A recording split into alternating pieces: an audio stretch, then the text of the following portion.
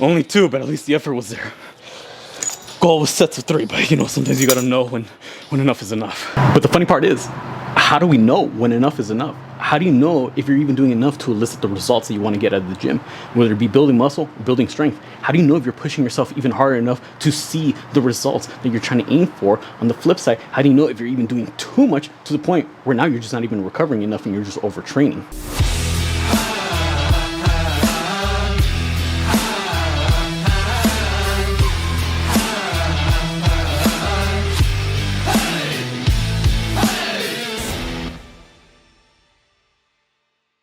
What's up everyone, David here. Got a new video for y'all today, but before we get into it, if you haven't already, make sure you subscribe to the channel, hit the bell notification so you miss on any new videos, because remember, new videos on this channel are Tuesday, Thursday, and Sunday, so don't miss out. Now today, the key word is effort and progressive overload. If you put in enough effort into whatever workout it is that you're doing, then you're definitely gonna be putting the progressive overload concept into effect. And as a result of that, you're gonna see whatever it is that you're trying to achieve in the gym, which for the most part, I'm assuming it's gonna be anywhere along the lines of building muscle or building strength. I need you all to push yourself enough to actually warrant the results it is that you're trying to get. How many times do you go in the gym and you see people, they're not even coming out of the gym sweating, they don't look like they're out of breath, there was no shaking, there was no struggle in their lifts. And although, yes, I respect them for even going in the gym in the first place, they're consistent, they're going day in and day out, okay, that's good, fine, congratulations. Most people don't even step foot in the gym. Once you're there, you actually gotta make it count. It's not just about the quantity of time, it's the quality of time that you spend inside the gym. That's what's gonna get you the results. You can go in every day and see no results, but the times that you are there, if you make them count and put in the effort, you'll see results. You'll build muscle, you'll lose weight, you'll build strength. But how do we know how to go about that? Progressive overload, adding the strain, making those muscles suffer, making the lifts difficult, fighting through the burn, fighting through the pain, making it uncomfortable. That's what's going to get you the results that you want. But a lot of people, they don't know what that is, or they don't know how to go about it. Yes, the obvious is always going to be adding weight, but that's not the only way. So for the sake of this video, we're going to go ahead and explain what are some of the multiple ways that you can go ahead and continue to push yourself in the gym to see the results, because there's more than one way. However you want to go about it, as long as you're going in each day and seeing some measure of improvement, you're trying to beat some aspect that you hit last week and try to one up yourself this week, you'll see the results.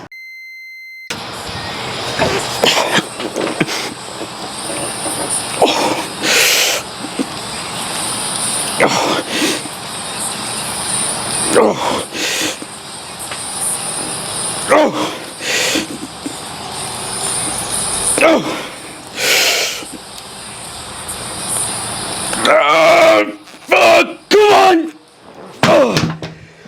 PR, 6 reps. That's a perfect segue into the first point. How can you progress? Now, the obvious is always going to be go heavier week in and week out. You lift 100 pounds one week, next week, shoot for 105. That's obviously in a way to show that you are, in fact, improving and pushing yourself, because now you're doing something that you didn't do previously. But the thing is, although that's the most common one and probably the easiest one to go about when it comes to pushing yourself in the gym to make sure you're keeping up with the progressive overload, let's be realistic. There's only so many weeks in a row where you could actually push and push and push with even more and more weight. One thing that you can do though, which is what I just did right now, keep the weight the same, but increase the amount of reps. Keep in mind, the big thing is there has to be something that improves. That one improvement, the boundary we're trying to push, it's not just the weight itself. Right here, my heaviest pairs of dumbbells are only 110s. I want to go heavier, but I can't, because again, I don't have anything past that point. I have a single 125-pound dumbbell back there, but if I want to do dumbbell bench press, I need 2. I only have a pair of 110s. That's the heaviest. So the only way I can set new PRs or continue to push myself is by increasing the amount of reps, repetitions. Prioritize those rep PRs. It's not always about going heavier and heavier and heavier, maxing out week in and week out. If you want to push yourself, you want to keep pushing the boundaries, you want to keep setting the bar higher, okay, do so with reps. I remember when I first got these, I was only able to get 3 reps, and then eventually 4, recently 5, and just right now, new PR of 6 reps. The weight didn't get heavier, but am I still seeing improvement? Yes, obviously, because before I was only able to get 3 a couple months ago. Now I'm getting 6. That's a sure sign that whatever it is that you're doing in the gym is working. Again, repetitions. Keep the weight the same for whatever exercise it is that you're trying to progress. Just try to beat the reps. And it also goes hand in hand with certain exercises where does it really matter if you're going heavier or not? Like, let's just say if we were to take a lower body exercise, let's just say a seated hamstring curl. Do we really care about how much you can lift on that? Do people ever go up to you and ask you, hey, how much can you leg curl? Hey, how strong are your hamstrings? Not really. So, but if you want to see improvement, you want to know if you're making hamstring gains. What you can do, instead of maxing out the leg curl machine, you can go ahead and keep the weight the same, but increase the amount of repetitions. That seems a little bit more, a smarter option. Because when's the last time you went for a 1 rep max on a hamstring curl? When was the last time you went for a 3 rep max on that type of machine? No, it's just unreasonable. I mean, let's be honest. It's like, who cares? It's irrelevant. But it would make sense where if you were to keep it at a certain weight, me right now, that hamstring curl machine, I have a 100-pound plate on there. Okay. 1 week, I'm only gonna get 10 reps. The following week, well, I'm not gonna add a 25. How about I just keep the weight the same? And I go ahead and aim for 11 reps, 12, 13. And then finally, once you hit a high enough rep range, then you can think about maybe adding some weight. But just keep in mind, repetitions is a great way to know if you're progressing and continue to push yourself. Try to get just 1 more and you'll be good to go. Oh.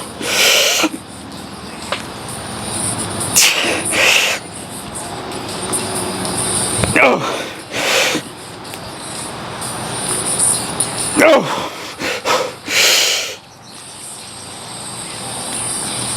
Ah, fuck! Oh my god! I only got 5 on that one, but that's all right. On top of reps, what's another thing that volume consists of? The number of sets you do. Yeah, it could be cool to add a lot of extra reps, but on the flip side, what do we keep the reps the same, but we increase the amount of sets? For normally what you would have been able to do for, let's just say 3 sets of 5, okay? Instead of doing it for 3 sets of 6, 7, 8, if you still want to lift heavy, and obviously the lower the rep range, the heavier the weight, and vice versa, the higher the rep range, the lighter the weight, you just want to keep pushing heavier weight, but you want to keep progressing, okay, instead of 3 by 5, let's go 4 by 5, throw in a 4th set. At the end of the day, what we're doing here is we're increasing the amount of volume. What we're doing is increasing the amount of work that we're doing within one given workout. Now, I would like to point out though, you gotta be real careful about this. More is not always better. You could be adding so many extra sets of volume to every exercise. Yes, to a certain degree, that can help you see more results, but you gotta keep in mind, are they good quality sets, or are you just sacrificing form for the sake of getting the extra volume in? If after 3 sets of 5 and you're already burnt out on dumbbell bench press like what I'm doing, I already know if I try to go for that 4th set and my goal is to hit 5 reps again, the form might be sloppy, I'm still trying to push heavy weight, might increase risk of injury. I don't want to risk it. But also, is more better to a certain degree. Because let's just say you already did 10 sets of chest. You did, let's just say, 4 sets of dumbbell bench press. You did 4 sets of flies. And you already did 2 sets of push-ups. At that point, you did 10 working sets, not warm-up sets, working sets of chest. Anything more than that, at that point, are you really getting much out of it? You're already burnt out. It does get to a certain point where, yes, the more sets you do, the more muscle growth, but it goes like this. Eventually, it will plateau, and eventually all those other sets, for the amount of extra effort that you're going through, for the amount of extra risk you're putting yourself to get an injury, for the amount of returns you're going to be getting at gains-wise, I say it's not worth it. Me personally, when it comes to my workout splits, I realistically keep all the working sets per muscle group roughly between 6 and 8 working sets, because I work everything twice per week. By the end of the week, I'm ranging anywhere between 10 to 15, maybe even 20, pushing it if it's like a lacking body part of working sets per week. So again, either one that you want to go ahead and manipulate, reps or sets, it's all fair game. Just make sure that you're recovering enough in between workouts. Make sure that you're not doing too much in one day, but make sure you're hitting enough volume throughout the course of a week. So you got to take that frequency into account.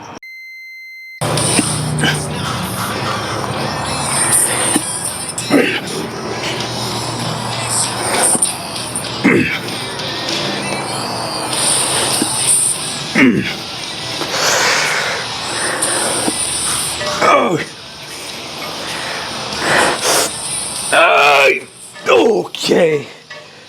All right, so moving outside sets and reps, again, the whole concept of this progressive overload, something has to be pushed. Some aspect of the work that you're doing has to increase the quality of it, the number of reps, the number of sets. But what most people miss out on is also the speed of the rep. You can keep the sets the same, you can keep the reps the same. If you want to challenge yourself even more, what normally I would have done for 6 reps with the weighted chin up, now I'm gonna do for 6 reps, but I'm gonna go ahead and go slow on the eccentrics. That portion of the movement where you're lengthening and stretching out the muscle, that's the eccentric. If you completely ignore that part and just let gravity do all the work, you're leaving a lot of gains on the table. You can look it up. Working on the eccentrics, prioritizing them, could lead to more muscle growth. And if you're someone who's training for aesthetics, obviously that'll help out. If you're someone who's training for strength, okay, focus on good control on the eccentric, all benefits. So normally if I were to do a weighted chin up with a 45-pound plate, normally I can get it for sets of 8 to 10, but now that I'm going real slow and control on the way down, full range of motion, it dropped down from 8 reps down to 6. But at the end of the day, that's still progression because I'm still pushing myself in some way, shape, or form for all the working sets that I'm doing. Again, you don't have to manipulate anything. You keep the exercise the same, the numbers the same. It's just the speed. Slow it down. Feel that muscle stretch out and then bring it back up.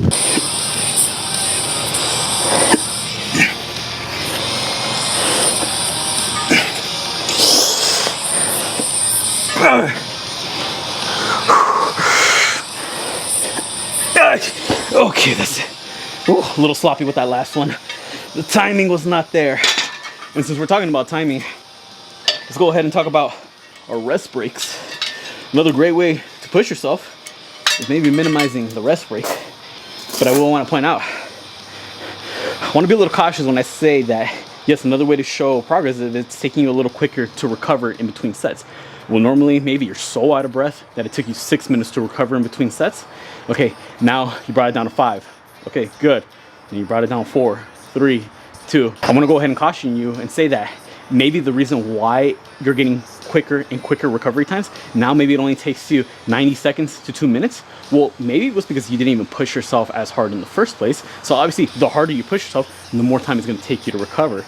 And on top of that, if you purposely cut your rest times even shorter and shorter because you think that's going to help you get more results, no, essentially what you're doing is turning what should be your strength training workouts, your hypertrophy workouts, and all you're doing is just turning it into a cardio session. If you're still out of breath and you're still fighting for your life, just gasping for air before it's time to hit your next set, then maybe that should be a sign that you should rest a little longer, especially for those big movements like a high rep set of squats, heavy deadlifts, maybe a big one-arm row, whatever it may be. If you need more rest time, okay, take it. But just know, if it's taking you closer to 10 minutes in between sets, that's pushing it. Realistically, the way that I go about it, and I feel that many of you should go, even for big, heavy sets, 3 to 5 minutes rest in between, more than enough. Anywhere within that range, go for it. Anything less than 3 minutes, maybe you didn't push yourself as hard as you should have, or you're purposely cutting it too short and you're not resting enough, and that's just going to affect the quality of your upcoming set. Anything past 5 minutes, man, either your cardio is really bad or you're just wasting time on your phone in between sets. There you have it, everyone. At the end of the day, you got to push yourself some way. You got to try to beat yourself from what you did last time in the gym, whether it be by increasing the weight, which is the obvious that everyone does, but you could always burn yourself out. There's only so much weight you can add in every week before you hit a plateau. Manipulating the volume, whether it be through sets or reps, manipulating the speed of the rep by focusing on those eccentrics, or minimizing the rest time in between sets, whatever it may be, you just got to find a new way to challenge yourself. You got to constantly be applying new stimulus onto those exercises that you're doing. Make those muscles suffer, however you want to go about it. As long as you continue to stay consistent with that, you'll see the results. Find new ways to challenge yourself. The moment you just kind of cruise control and you no longer challenge yourself, it's the day that you're going to plateau. If you want to keep going for more gains, then you got to continue to raise the bar for yourself. So many different ways to go about it. Whatever you feel is the best for you, go for it, stick with it. Hopefully this video was helpful. Comment down below if it was, and also comment down below any other video suggestions you'd like to see me do, whether it be about mindset, motivation, nutrition, diets, workouts, programs, whatever it is, comment down below. I'd be more than happy to help you all out. Be sure to subscribe to my channel so you don't miss out on any new videos, because remember, new videos on this channel Tuesday, Thursday, and Sunday, so don't miss out. And Instagram and TikTok, same thing. Be sure to follow me on both accounts. I put all my links down in the description below. With that being said, I'll catch y'all next time.